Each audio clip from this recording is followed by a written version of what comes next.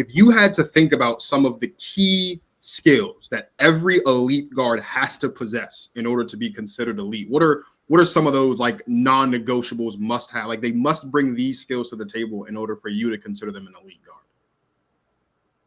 I think the primary skill set that you need is an elite ability to play the pick and roll offense. High ball screens, mid picks, wing ball screens. It's something like 80% of plays in the WNBA end up in screen and roll. So if you can't play the pick and roll game, you're in trouble. It's the first thing. I think the next thing that a player needs is one elite skill, just one, right? Whether it's shooting, ball handling, defensively, but you have to have one skill that qualifies you to rank among the top 160 some odd players on the planet. So for me, I love it when they're elite ball handlers that can shoot intermediate jump shots. If you're talking about like a playmaking guard, just because we're going to play pick and roll a lot, and I need you to be able to, hit all your reads. Like how they talk about in football, a quarterback that can throw the entire route tree. So can you throw the pocket pass right? Okay, Right. fine. Can you throw the hook pass left when the weak side low man tags the roller and you have to kind of skip it over to the opposite corner? Here's an elite skill set. Can you throw the pocket pass going left with your left hand? Not many people can do that. And can you skip the ball to the other side of the floor on a string with your left-handed hook pass? I mean, these are very elite components of a skill set. I would say that not many players can do. Not even every player in the WNBA can do it now, but the elite, they have this. They have these skills in their bag. And so these are things that I like to see, that I scout, that I look for, that kind of separates players between good, great, and whatever's beyond great. Elite, top tier. So on that note, when you think about the elite of the elite guards in the WNBA, who are some names that come to mind as the most elite guards in the WNBA right now? Well, historically, I'm saying historically because they're veterans in the league. I really have a fondness for a Chelsea Gray. She's a maestro. She's the point. I mean, you know who she is, right? Her ability to facilitate and run the team. When we compete against the Aces, I'm watching her eyes dart across the floor. She's reading defenses. She's deciphering all of our play calls. She is elite at an elite level, whatever that means, right? The elite of the elite. Skylar Diggins and her aggression and her temperament always has been at an elite level. The ability to score from 3 levels, the ability to ignite her team with just a fire alone. And I'm going to double back again on a player that a lot of people are familiar with, but to me has always been underrated from a skill set perspective. It's Marina Mabrey. She's still trying to turn a corner.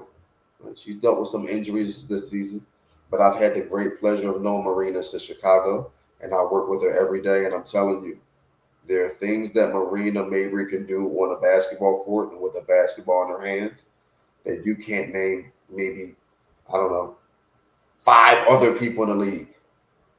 There may be 5 people in the league that can do what Marina can do at certain times with a basketball.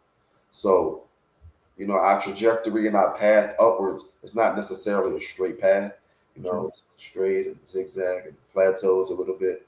But I just have the utmost confidence in her skill set and her competitive nature and her work ethic. And I see how hard she works every day, and she never takes a day off and a play off or a workout off. And she's totally invested, and she's got hard, and she can shoot, and she can score from 3 levels, and she's assertive, and she's a protector of her teammates, and she about that smoke and that action too. If you want to go there, she's a phenomenal post-up player. So, with this type of skill set, I just think the sky's the limit for her. She's been around a while, but the reality is she's 29 years old, right? So she still has a bit of a career left. So these are some of the players I feel like are super, super, super elite at that lead guard kind of ball handling position. You talked about some of the vets, Chelsea Gray, Skylar Diggins, Marina Mabry. We've got two young guns in the league. Caitlin Clark, number 1 overall pick last season. Paige Bueckers, number 1 overall pick this season. Two players that I believe at some point in time will ascend to that level of eliteness and be one of the elite guards in the W, or 2 of the elite guards in the W when their time comes.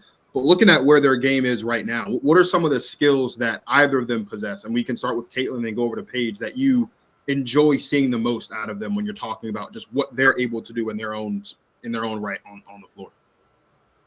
Well, one of the big things that I enjoy about Caitlin Clark from a skill set perspective is how well she moves the ball in terms of outlet passes, in terms of lead passes, in terms of kick ahead passes. Her eyes are always up. She can throw it from the bounce 80 feet up the floor to a rim runner, to someone streaking up the sideline. She can throw it without a bounce because she's physically strong and it's accurate, and that's the key, and that's the engine to their up-tempo offense. That's something that I always enjoyed in point guards and lead guards.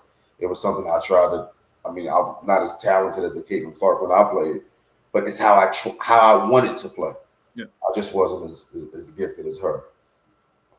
In terms of Paige, her savvy at such a young age, but she's endured a lot of different situations that forced her to grow up while she was at UConn. She's got the greatest college coach in the history of the game as a coach and mentor, and she comes from a winning culture. So her maturity, her ability to play in an intermediate area and score for pin downs and ball screens and kind of take what the defense gives her is super elite. And one thing about Paige that I think people don't realize, having competed against Paige both when I was at Marquette and obviously here in the W, she's bigger, she's taller than what you think. She has a presence about her. Paige ain't 5'8". Paige is closer to 6 feet, a long 6 feet, kind of tall, kind of square across the shoulders, nice frame, wiry, strong. So she's going to have a nice, long, healthy, fruitful career, and I wish her the very best, except for when we play her, in which case I would wish her the very worst. But other than that, I hope she does well, and I wish her the very, very, very best. Martin and I talked about a couple weeks ago, maybe it was a week ago. We were talking about like the Paige versus Caitlin conversation, right? It started about a month or so ago. Martin did an entire episode on the pod by himself where he just kind of unpacked Paige's game and kind of talked about whether or not Paige could end up being the best guard in the WNBA, right? And I said on that episode that we did more recently that I have always felt that Paige was better than Caitlin Clark, and I think some of that adversity that you mentioned, like the injuries that she suffered during her collegiate career, maybe kind of blurred the lines a little bit. And the one thing that Martin and I do agree on, right, is that it is kind of a preference thing because they're both good and really good at this point in their careers. But if you had to say, I know I asked you earlier, right, who was better between Asia and Nafisa, and you kind of said it was a 1A, 1B type situation.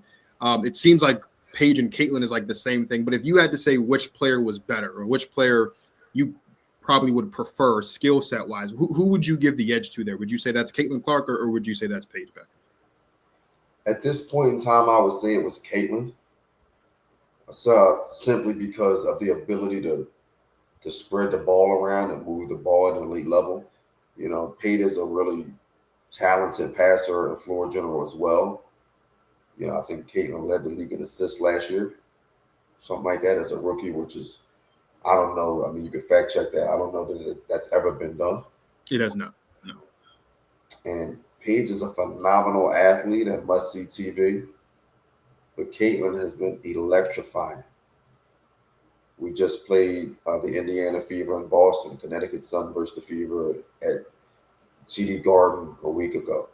There were 20,000 people there, and it's just something you have to experience. Really, when you're playing either one of them, but when Caitlin's in the building, it's a different energy.